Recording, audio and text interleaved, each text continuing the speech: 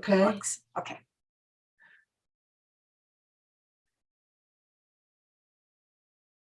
Hi, everybody. Welcome to another episode of FreudenFreude. Here we are. Hey. Hello, everybody. And the weeks tick by and we're still here. Isn't that awesome? So, yes. Behind the scenes, I know just that Sandra and I have loads of fun, coming up with topics and, sharing this content with you. So we hope that it's a little bit of value. So if it is, give us some love, subscribe, or, hit the notification bell thingy, do a like or a comment so that we can also be found in the YouTube searches in case people are interested in these topics. Yes, perfect. Awesome. So today, Sandra, we chose decision-making and procrastination. Tell us a little bit about how we came up to. Well, so we all struggle with decision making. We all struggle with what is the best approach, what is the less complicated, and how do you know that you're reaching the right one for you, right? Mm-hmm. And then when it comes to procrastination, you're like, is it really that I'm just being lazy?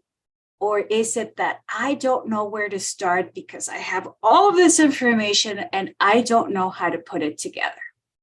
Yeah. Which one is it?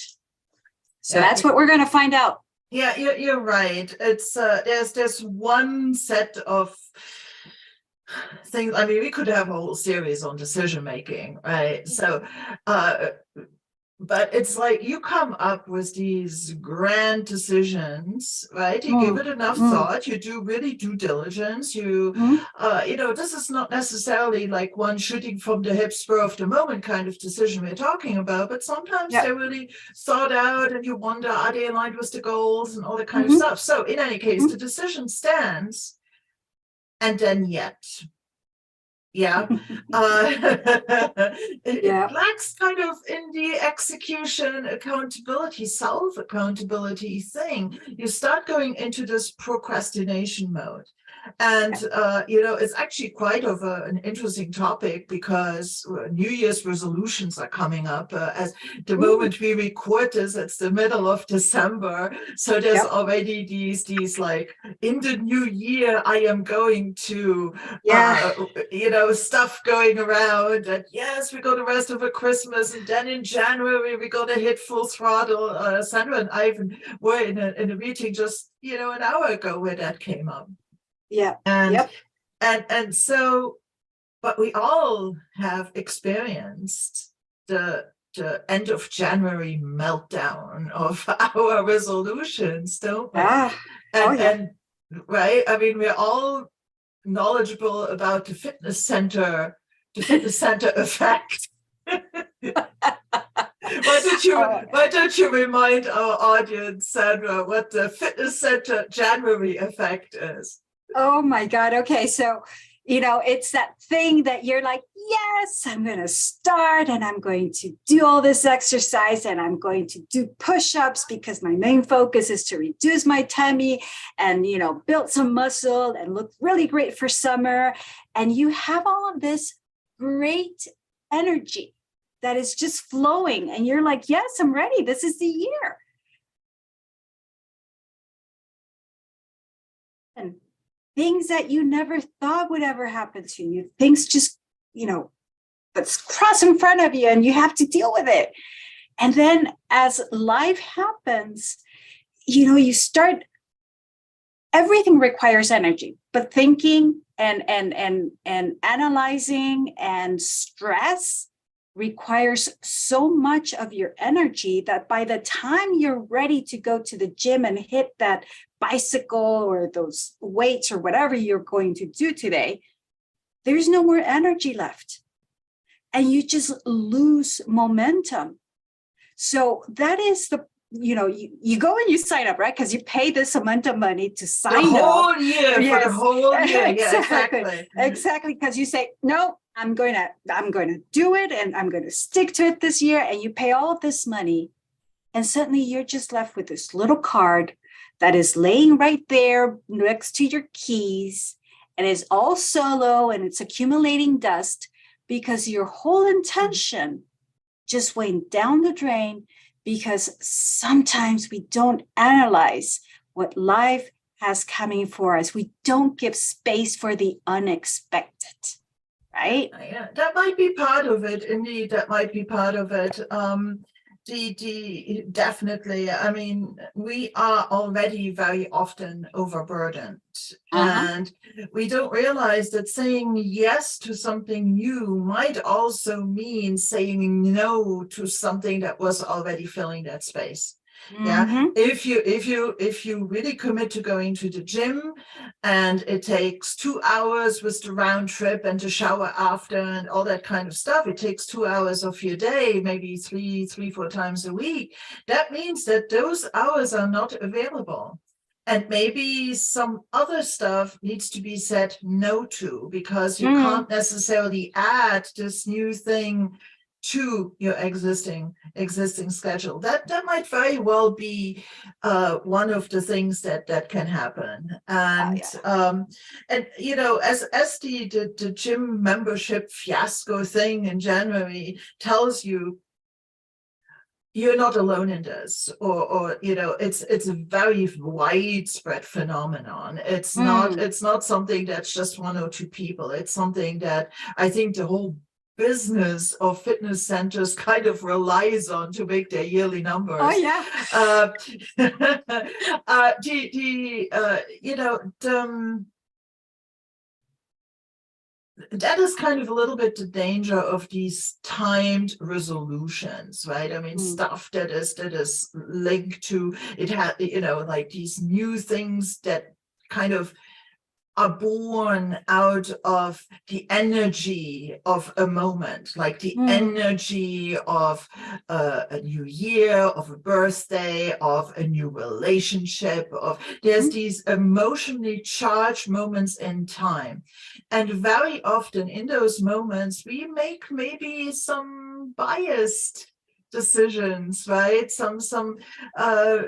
We are just so caught up in this positive intent and this heightened emotion of that moment. So, you know, maybe the old adage of sleeping over it once or twice might not necessarily be a bad thing, right?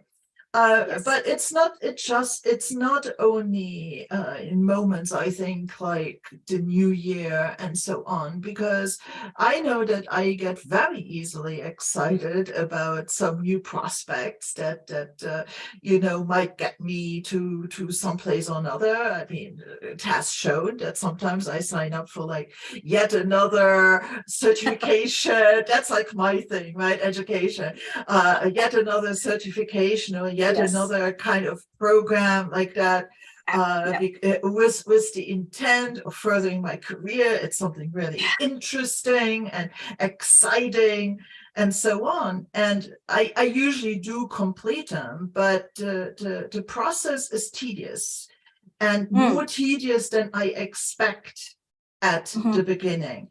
And I think I'm also not alone with it, because a lot of my peers in that moment, I think, are more enamored with the idea of studying than with the actual studying. Oh yeah. So it's like so hard, just like it's hard to exercise and you sweat and it hurts and you have muscle cramps later and stuff. It's also hard to do something like studying. And so yes, you get into this idea, and maybe the result is what you really want, and you make your decision based on this truly desirable result. But ultimately what you get is all the execution in between, and that's hard. That doesn't necessarily live up to the hype, especially if it is something that takes a long time of very consistent effort, like a fitness regimen does, like a study regimen does, like a cooking regimen does, if you want to improve your diet, so many things, or setting up a business. Yes, or taking on a new leadership role. Yes, and so I think that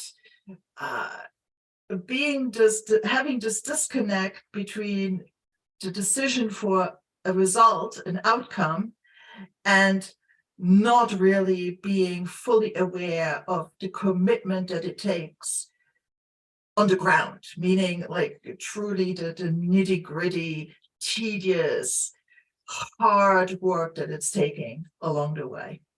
Do you have experience with that, Sandra? Or am I the only one? Oh, please No, tell me I'm not.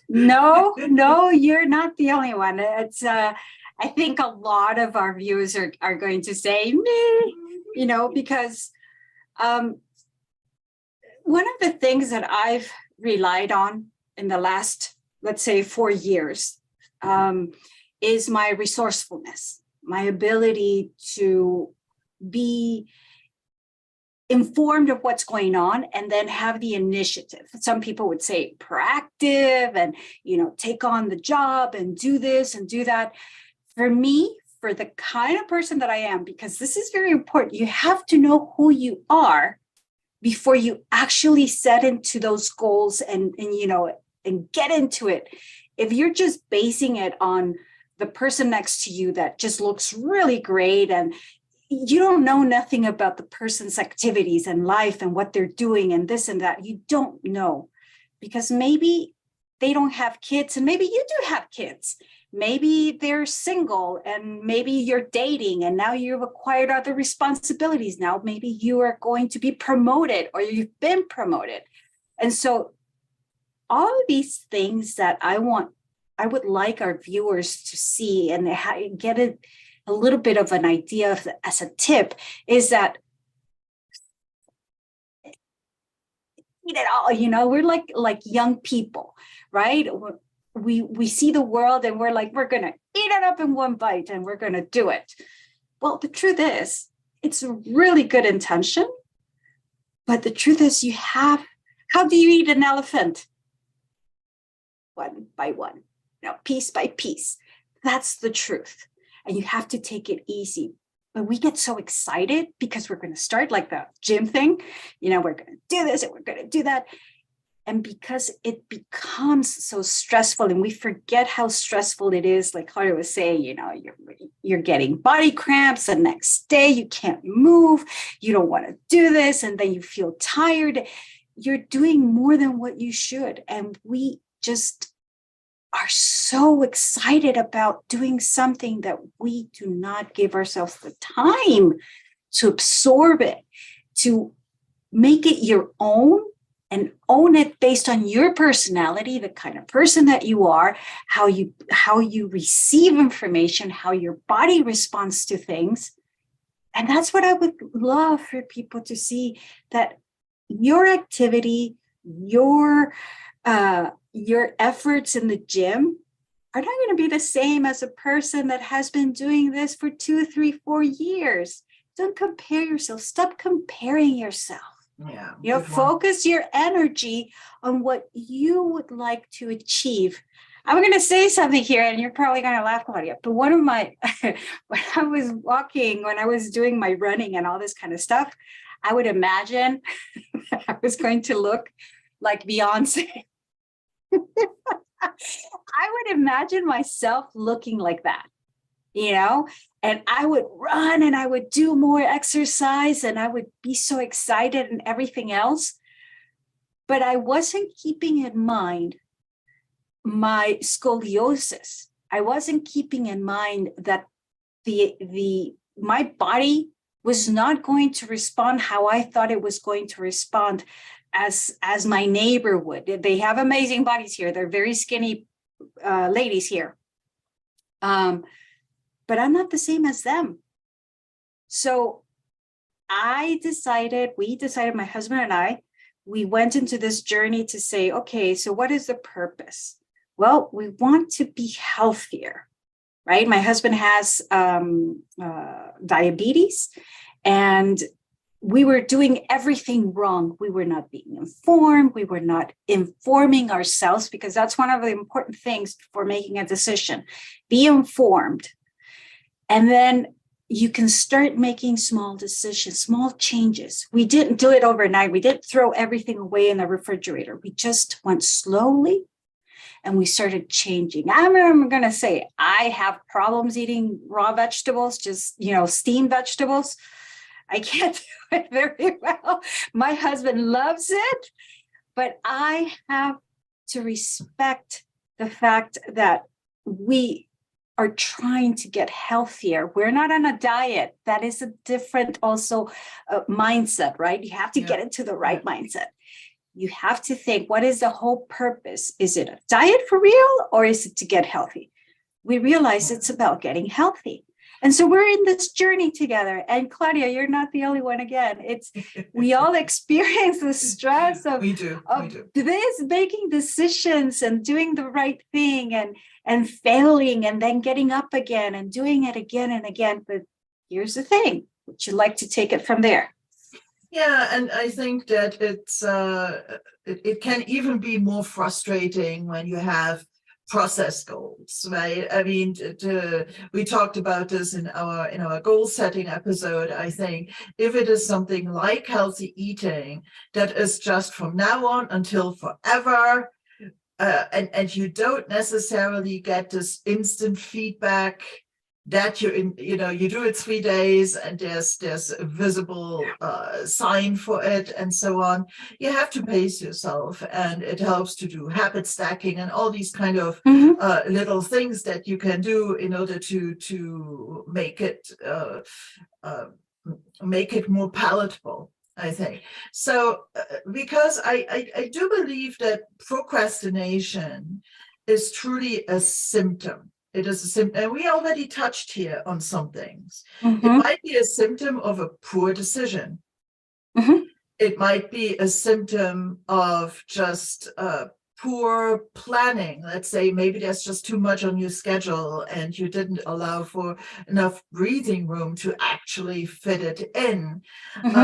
It might also be because it is not in resonance. It's not in alignment with who you are. Yeah. So you make all these things, but if it is not truly congruent with who you are and your values, your subconscious is going to sabotage you. You are going to sabotage yourself because it's like, I don't really want to do this. And maybe cognitively, you're not aware of this. Maybe you actually cognitively in your conscious mind, you might be saying, yes, I really want this, but do you really? So it might actually be a symptom of that, right? Sometimes for certain people, it may actually be a little bit of laziness squeezed in, sprinkled on top. I mean, it does happen, people, right? So and sometimes you're just burnt out, you're just tired, you're just bored out even from other areas in your life, and it spills over. Maybe if you're disengaged, let's say because of workplace issues, you cannot find the energy to bring yourself to go to the gym. Let's say, we live in a systems world. All the different parts of us are connected because we are our whole self wherever we go. And, it might also be a symptom of that. So is what really prevents me from this gym thing, and sorry if we just keep honking on this example, but I think most people can relate to it. I can't get myself to do this gym thing, but it might actually not be about the gym at all. It might just show up there. Literally a symptom. And like neoplastic syndrome, right? I mean, sometimes it hurts here, even though there's something on your lower back that's off, right? I mean, it's just, you feel it someplace else. And it can be the same in your life. Exactly. Sometimes some people would say, well, what is what is the best way to keep up, right, with your resolutions, or how can I make the best decision for myself? I think there's many ways. That's the truth. There's many ways, but one of the best ways is to be informed, is to know what you're getting yourself into. And again, for me, it's about knowing who you are and what you can take in. Because like Claudia said, many times the gym has nothing to do. It's just that you took on so much on your schedule that the easiest thing to let go is the gym, because you think that you're burned out, but you're really burned out up here, not here. Okay, that's very important that we understand. Our body is the one that is struggling, not our minds. And usually the one that is really struggling is up here, but we just let it go because it just makes sense at that moment. We just want to rest. And I can tell you one thing, I'm used to getting up early in the morning, prepare coffee, make breakfast, and then, send off my husband to work. Then I get ready, take a shower, get dressed, and I sit down on the desk and I start working. Well, I can tell you one thing, I've been a little bit burned out. I did what I had to do. I gave myself permission these past 2 weeks to get up. As soon as he leaves, I go back to bed. I bring my coffee to bed, because you have to reward yourself, even though you're doing something that is outside of what you wanted. It's something that you need, right? So I gave my body this time to relax, to rest, have my coffee in bed.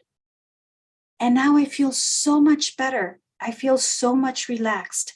You have to listen to your body. You have to listen and understand. That's why it's so important that you can separate what's really going on and you can understand what's happening inside of you, so that you don't make the wrong decision, right? Because maybe, yes, you could have stayed in the gym if you would have understood that what's really struggling is your body, not your mind.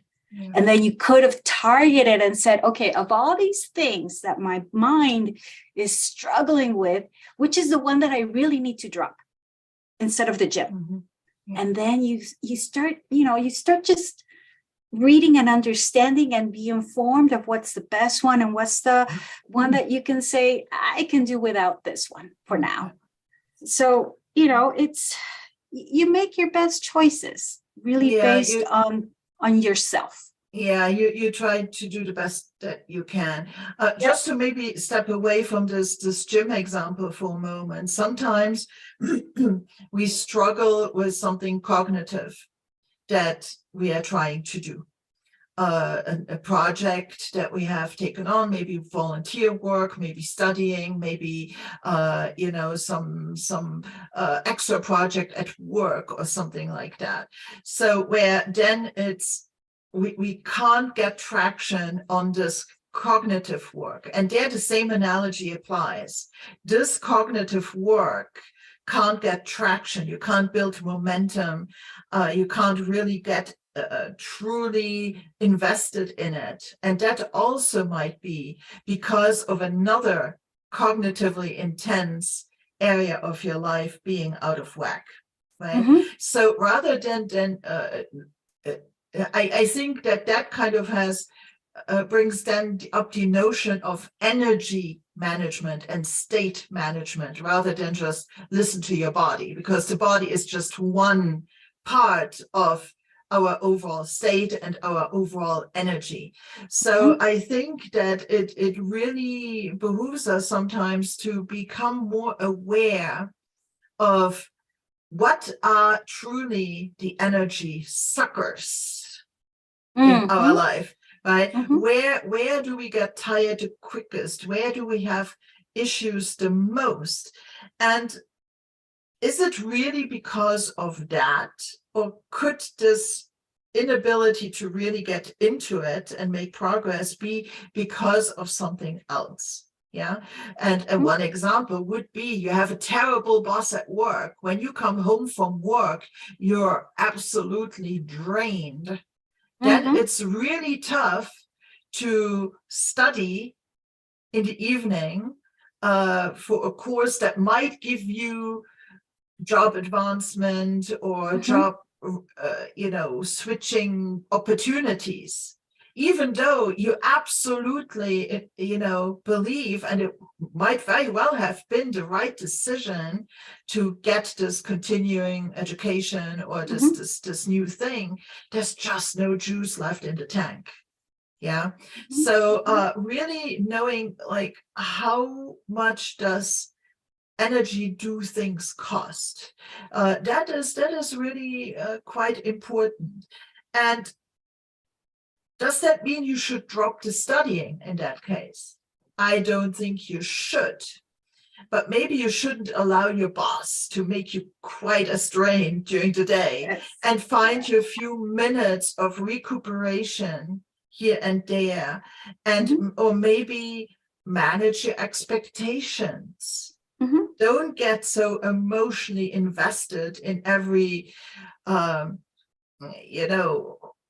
forceful statement that your boss might be making or something like that. Just let it go, chill out a little bit. So don't invest as much energy. I'm not saying get disengaged. That's not what I'm saying. But protect your energy a little bit more. That there's a difference there. Protect yourself a little bit more. Because what sucks the most energy very often is emotional contagion. It's the emotional investment. It's not necessarily the hard work and the brunt work and the tedious tasks and the the programmer that programs or stuff like that. That's not necessarily where you lose a lot of energy. It's the emotional charges that get lit and triggered throughout the day, very often, very often in my experience. And that, however, is something that, just like on a stove, with a little bit of awareness and training, you can turn them down just a little bit, turn the temperature of these emotional outbursts, whether they're implicit or, whether they're shown externally or kept inside. But, like, turning the dial down just a little bit, and that will then leave a little bit more energy at the end of the day to then also dedicate to this studying project that might very well be your way out of this untenable situation. Exactly. Now, we know that a lot of people, the situation is not as easy as it, like we're saying it. We understand that. We know that work sometimes requires more of you than what you wish you could give or want to give. And we understand that. But there's ways, even in those kind of circles, in those toxic environments, that you're finding yourself, like Claudia says, if you know that something is going to get you out of that environment, stick to it, because you're going to regret it. Take it from two women that are, at that age where we sometimes look back and say, oh, why did I do that? I would say that most of the times I've gotten to do what I've wanted to do, but not everybody gets to do it. But the times that I've said no to something, I regret saying no to that, because I knew that it could have given me more stuff, more things. I could have done better. So, we understand that people are not, everybody is in that situation where they can tell their boss, hey, I feel a little bit burned out. Can I get some help? We understand that, but you can actually make a pause, and you can actually walk around the block and just give yourself some time, give your brain some space, because we don't give our brain space. We don't even look up to the sky anymore and give ourselves the opportunity to be wondered about the things that are around us. We don't even see beyond our nose, because we're so concerned about what we have to do at that moment, that we forget that there's so many things that we have that we can reward ourselves with. Take a walk, or just go to the lunch and have a coffee, go out with lunch with the coworkers, or go and grab the car and go and grab a salad from a distant place, just something that helps you take your mind out of it. I regret that when I was working, I did not do those things that I'm telling you right now. That's why I'm telling you, because I would think that, no, I'm going to stay here in the office and I'm going to eat at my desk and I'm going to work. And God, I regret it. Yeah. I regret it because I didn't give myself the opportunity to think clearly, to see things from a different perspective. Talk it out.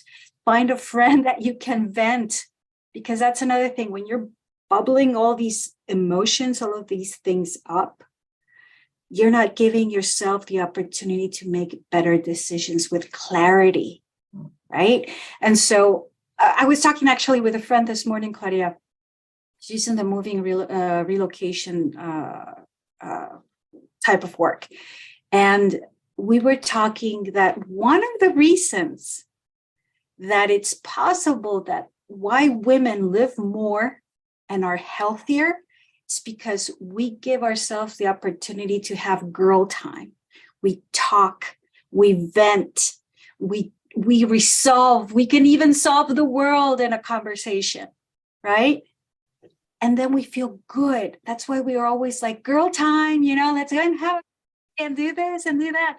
It's so good. If men would do the same thing and they would forget that it's a girl thing, they would probably be happier. And I see that here in Saudi Arabia. All Saudis, and I'm going to tell you, all Saudis have in their culture that socializing and talking is very important. And they're very happy. Yeah. So this is something that I would like for people to see, that you can find resources, that you can find options. You just have to step out of that space where you are and just see what is in front of you, what you like. I give myself the opportunity to buy me Starbucks. That's my reward. I do things and I drink my Starbucks and I don't feel guilty about it. And I'm good about it. That's something that you have to choose what makes you happy. And then you can make your better decisions. Yeah, definitely. Having the supportive circle, huge. It's definitely one thing that is part of this whole energy management thing, because it can really pick us up. The other thing that you mentioned, also absolutely integral, it's to as part of energy management, manage your positivity. Take charge of your positivity as the antonym of negativity. Yes. And there is absolute ways that you can dial up your positivity. I think that an attitude of gratitude is so important. With full awareness and appreciation, celebrate the small positive things and be on the lookout for them, like actively, and it might be a girl thing, but having the pretty pen to write with, or having the pretty little thing, to mitigate all that, right? I mean, I had a friend of mine who had, when she did the household, she had these designer plastic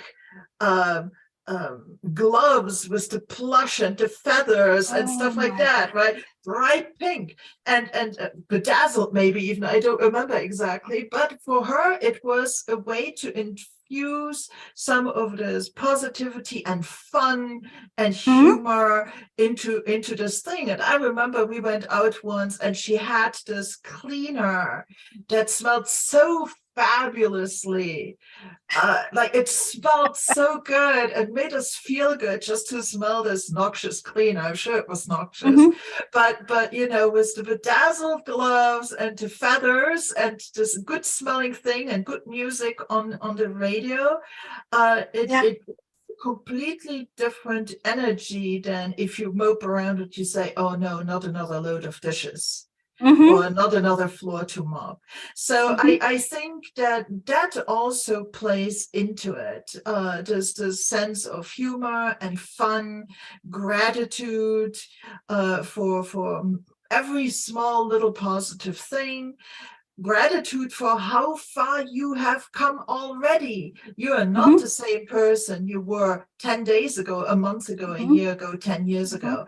So there is a journey, and you have, whether you are aware of it or not, exhibited a lot of strength during that time. Strength with an S at the end. Yeah, like your strength was an S at the end, to cope with situations, to grow as a person, to stay on track with certain projects and things like that. So there is a lot that you can celebrate about who you are and how far you have come.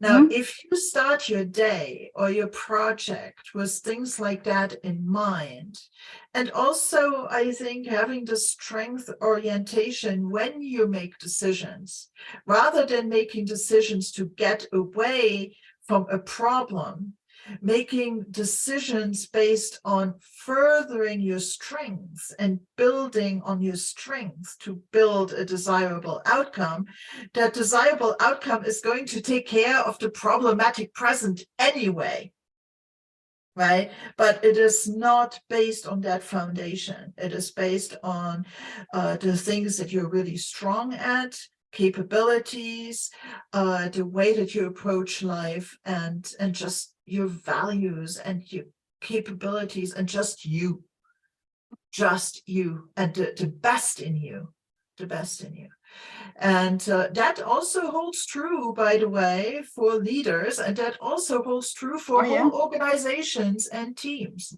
Yeah. Yes. Like when you make decisions, base it on your strengths and your means of optimal contribution, rather than the drama of the day or the drama of the week. Or in some cases, the drama of the minute. Thank you very much. Yeah. So, and it's going to be so much easier to stick with it, because it is what you shine at and what comes easiest, and what you believe in most. And so that also can put very much fuel in your tank. Yeah. Yes. And sometimes it takes reframing, like you did with we are not there to look like Beyonce, but we are doing this to get healthier. It's the same thing. Ultimately, what you do, you go for a walk in the morning. What you do is exactly the same, but the way that your mind thinks about it is different, and that can make all the difference. Exactly. And I wanted to touch bases on that, because the other thing about decision making is that it is based on your own biases, on your own emotions, on your own beliefs and memories. Culture. Right? Yes. And so culture. And so, when you have all of those things, you feel a little bit more sure that you're making the right decision, right? Because you're basing it on your values, on your habits, your traditions, all these things.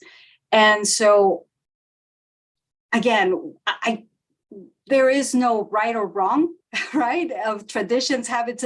There's all of these ideas, but as long as you believe in them strongly and firmly, and that it's sticking to what you believe, or if, let's say, think about a time when this worked for you priorly, it could possibly work. But there's now this thing that we're saying, right? That what took you there is not going to take you, what took you here is not necessarily going to get you there. Exactly. Yeah.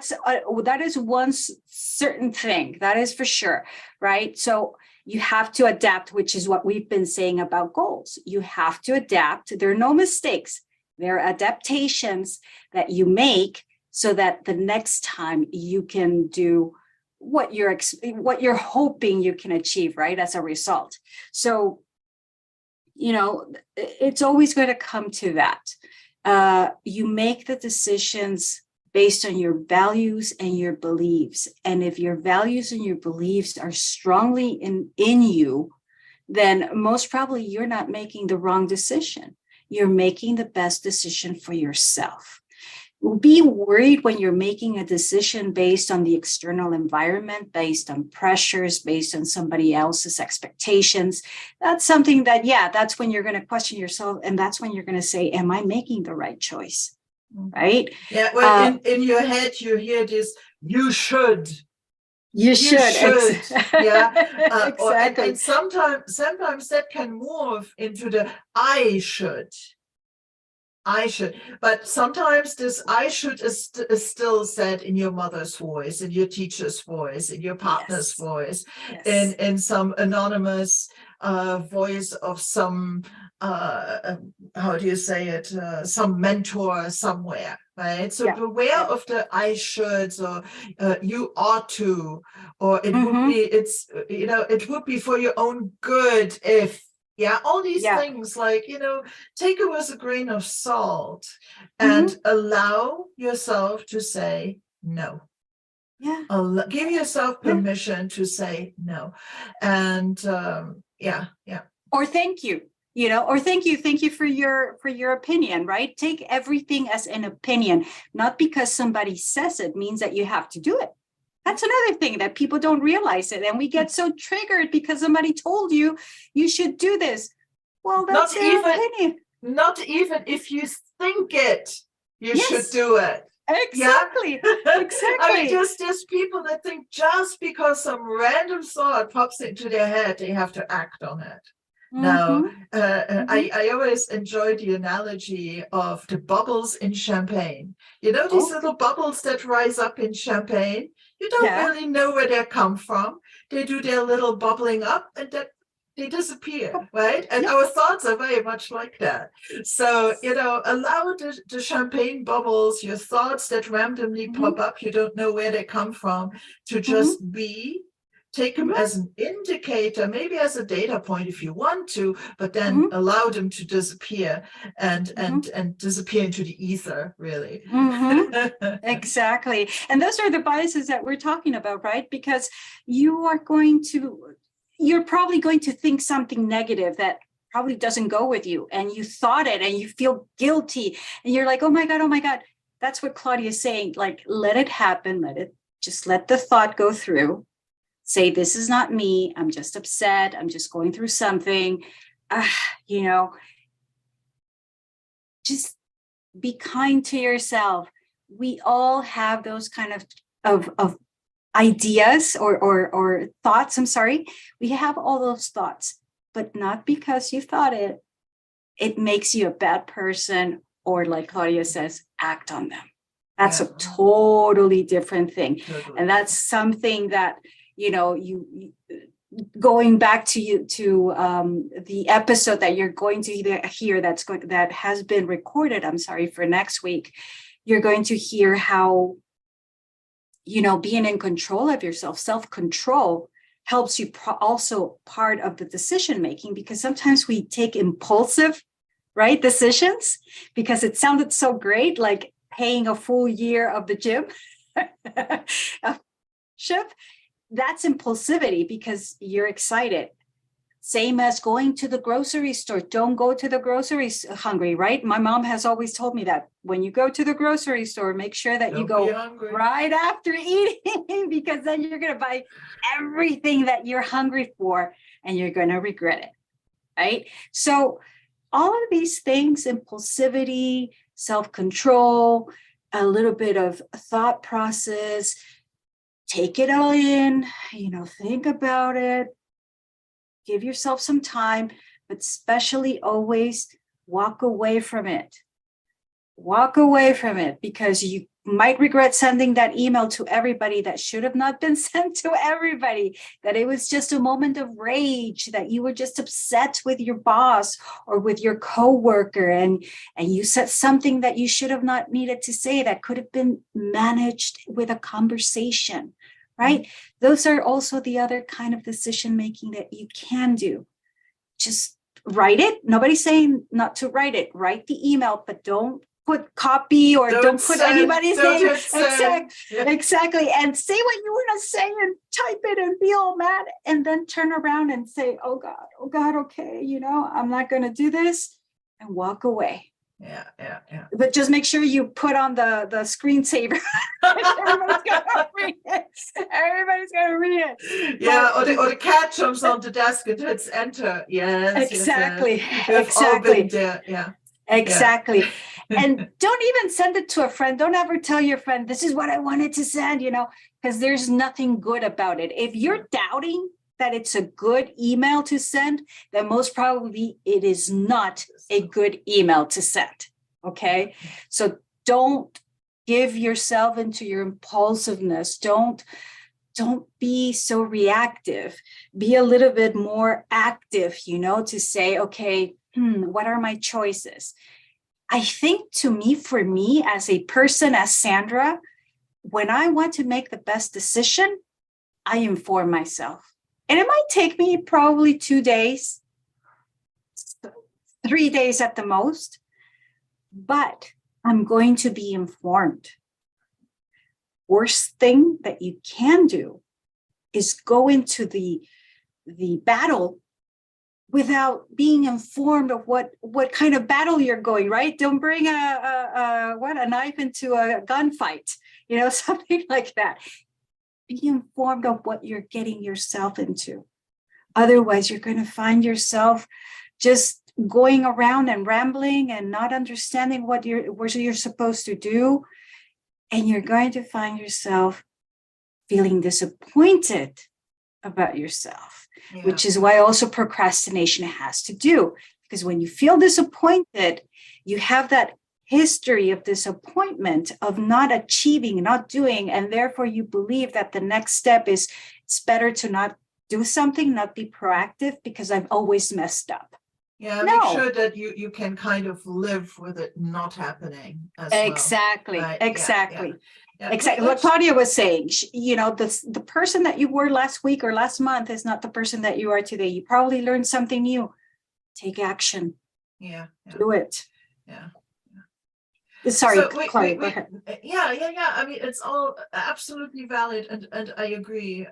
You know, actually, as you were talking about waiting on it, I have this way of mitigating my Amazon shopping list. And no, we are not sponsored by Amazon and Starbucks and all those places. Oh, that's right. But no, we're not. But you know, I keep so many things for a very long time in my Amazon shopping basket. You know, and I cannot tell you how much I have saved by that, because I would then later toss it out. Yeah, because it was not as urgent anymore. It was not as immediate anymore, because they make it entirely too easy to shop, right? Click, buy now, done. But I made it kind of this discipline of waiting on things, right? And sometimes I have items that sit in my shopping cart for a month or more before, especially larger purchases. That take space, which is also at a premium in our apartment. But beside the point. So just give yourself some time to think about it. And very often what you thought about today you could not possibly be without is something that you can absolutely do without, as the immediacy of this emotional investment of the moment, you know, tapers off. But I think we should touch on, I mean, we talked that procrastination can be a symptom of something that isn't quite right. Maybe a suboptimal decision, the process of execution, the logistics might not be right. It might not be aligned with your personality, and so on. I want to stress it one more time that you have the right to change your mind. Yeah, you made a decision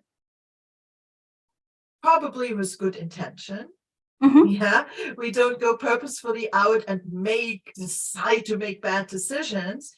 Sometimes you do take a risk, and sometimes it doesn't work out. So you have absolutely the right to change your mind, to adapt, to change the way that you view things, the extent to which you do it. You might reframe it mindset-wise, yeah, or you might drop it altogether. You might drop it altogether. Again, here, I wouldn't just drop it. I would say, okay, I'm dropping it, but what has this taught me? This was not a failure, because we are all kind of anti-failure here. We are pro-learning experience. Anti-failure, but pro-learning experience. What has this experience taught me about myself? The way that I took the decision proper, the way that I went about executing it, what went well, what didn't go so well. Was I optimistic about how quickly results should be achieved? Did I underestimate the financial or energy investment required, and so on? Reflect on that. And then let it go. No regrets, because the worst thing is to add insult to injury. So on one hand, you didn't, let's say you decide to drop this particular thing, like, so on one hand, you already have this, you dropped it, you didn't finish it.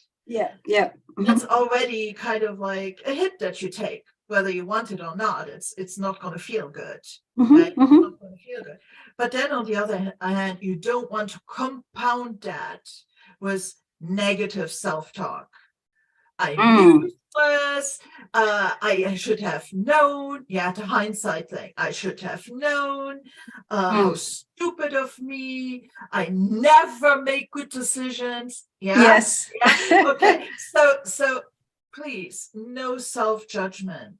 No beating yourself up. Learn from it. Do better or differently next time. Okay. But keep going. And allow yourself, just chalk it up to experience. Chalk it up to experience and learning. And you would corroborate that, right? Absolutely. For me, it's like, you've made the decision, like Claudia says, learn from it and move on, because there's nothing worse than for you to beat yourself down. You already have enough things on your plate. You already have other things that you have to think of, and you have to move on. Remember, mistakes are not mistakes, they're adaptation, right? That's why you make them, because you're learning. And so this is where nobody's telling you to do happy thoughts or, just think positive thoughts. And no. But the way that you talk to yourself is going to help you into being the proactive person in the process that you want to be. For me, again, it's not about being so much proactive, but it's more about, going ahead and taking action. Okay, take action. That's what matters. You want to do this, take action, be informed. What do you need? Bring a buddy like Claudia and I. We got together, we started doing this, and now suddenly it's like we're gonna do our weekly video. And it feels good because there's accountability, right? And have somebody that you can talk with. That's why we exist. Coaches exist, psychologists, psychiatrists, people that help you talk it out. We listen to you and we help you because you are resourceful. You have initiative. You just need somebody to tell you, hey, you got all of this. You're on the right track. You got this. We all got this. Yeah. right? Yeah, because some decisions are so life altering and impactful that if they don't work out, you will go through essentially a Kübler-Ross, the stages of grief. You are definitely going to experience that, Yeah. even though nobody Yeah. died. But Yeah. this idea, this part of your self-concept essentially died. Yep. Right. Mhm. And it can be, for instance, that the decision was to marry somebody.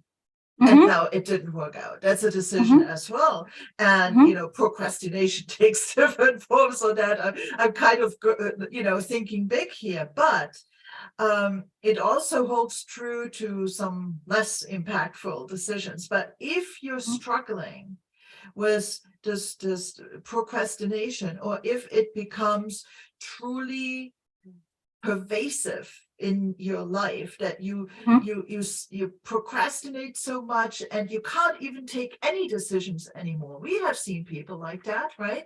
You just get so doubtful, and you don't believe in change anymore, and in growth, and everything is too much. And Yeah. that's what coaches are for. That's That, correct. having somebody to maybe, because you get stuck in the spiral of negativity and the Mhm. spiral of procrastination. It Yep. heightens Yep. and it heightens, Mhm. and sometimes you need a little outside help to get out Yes. of that. Yeah, Yes. to get Absolutely. out of that. So Mhm. there is help available. Yep. Coaches are human transformation specialists. That's what we Mhm. do. We help people Yes. transform. And so that's exactly what our job is. And so keep that in mind, that you're not alone. And it doesn't need to be an earth-shattering thing that you go Yeah. to a coach for. Mhm. Right. And but if it's important to you, that's good enough. It doesn't need to Mhm. hold up to anybody else's standards. Mhm. And the thing I hear most often from my clients is, I should have done this coaching years ago. Yeah. Yeah. Yes. And so consider it. We're not there to bite your head off. Quite on the contrary. Yeah. Mhm. Mhm. Exactly. I Can you think imagine? We have been at it for another hour, I Sandra. know. It's That's like, wow, crazy.